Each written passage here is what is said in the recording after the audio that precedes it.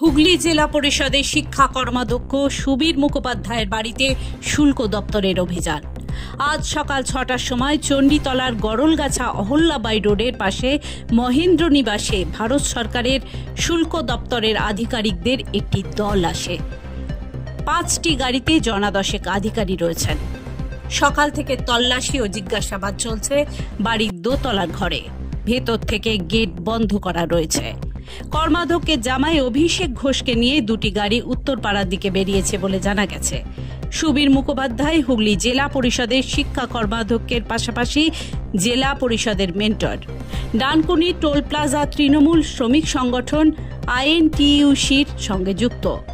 Red চলাকালীন সুবীর মুখার্জি জামাইকে সাথে নিয়ে ডানকুনি কোলক কমপ্লেক্সের ফ্ল্যাটেও হানা দেয় একটি দল। যদিও কিছুক্ষণ বাদে তারা আবার চণ্ডীতলার বাড়িতে ফিরে এসেছে। কি কারণে তার বাড়িতে কেন্দ্রীয় শুল্ক দপ্তর হানা দিল তা স্পষ্ট হয়নি এখনো। सर कुछ मिला है आप लोगों को? सर कुछ मिला है आप लोगों को? सर किसी की पेलेन सर कुछ मिला है, मतलब इतना घंटे से रेड किया आप लोग? 6:30টার সময় হঠাৎ এসেছিলেন অপরিচিত মানুষ, ওনারা বললেন আমরা কাস্টমস থেকে এসেছি, আপনার এখানে আমাকে সার্চিং অর্ডার আছে, একটা সার্চ অর্ডারে সার্চ করবে। কিন্তু এখন তো জানেন দিনকাল খুব খারাপ, কোনো মানুষ অনেক সময় ভুয়ো দিয়ে চলে আসে বাড়িতে সকালবেলা। আমরাও কাস্টমস বলতে বুঝি কাস্টমসের সঙ্গে আমাদের কোনো সম্পর্ক নেই, কাস্টমসের বিন্দু বিসর্গের সঙ্গে আমাদের কোনো সম্পর্ক নেই, আমাদের পরিবারের কারোরই নেই। তো যাই হোক, আমি লোকাল থানার ওসিকে আমার সিকিউরিটিকে ইনফর্ম করলাম, সিকিউরিটি এলেন, লোকাল থানার ওসি এলেন, তারপর তারা কাগজপত্র দেখিয়ে বললেন যে কেউ কমপ্লেন করেছে আমার নামে, তাই কাস্টমস থেকে আমার বাড়ি সার্চ করি।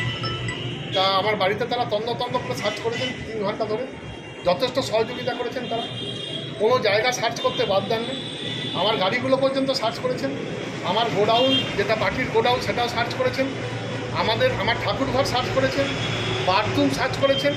এবং সত্যি সার্চ করার সময় ওনারা বলছেন আমাদের কিছু করার নেই, আমরা একটা সিজার পেয়েছি এবং সার্চিং অর্ডার পেয়েই আপনাদের কাছে এসেছি, কেউ কমপ্লেন করেছে আপনার নামে। এইটুকুই শুধু আমি এখন বলবো।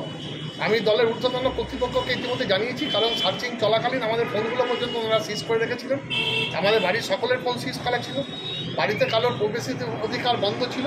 এর সাথে সাথে আমার মেয়ে যে ডানকুনি ফ্ল্যাট থাকে সেই ফ্ল্যাটও তারা সার্চ করেছে এবং সার্চ করেছে। সেখানে শুধু একটাই কথা বলবো, সার্চের পরে তারা যা রিপোর্ট দিয়ে গেছে সেই সার্চ রিপোর্টে নীল, আমার বাড়িতে আমার ফ্ল্যাটে কিচ্ছু পায়নি। এবং বললেন আমি খুব বিরল মানুষ, 3.5 ঘন্টা ধরে সার্চ করার পর কাস্টমস তার বাড়িতে কিছু পেল না।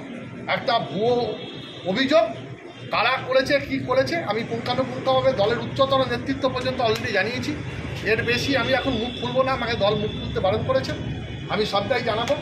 এই সার্চিং চলাকালীন কারা আমার বাড়ির আশপাশে এসেছিল, তারা আমার বাড়ির আশপাশে বসেছিল, কী তাদের উদ্দেশ্য ছিল, সমস্তই তদন্ত করছে, দল তদন্ত করছে, প্রশাসন তদন্ত করছে।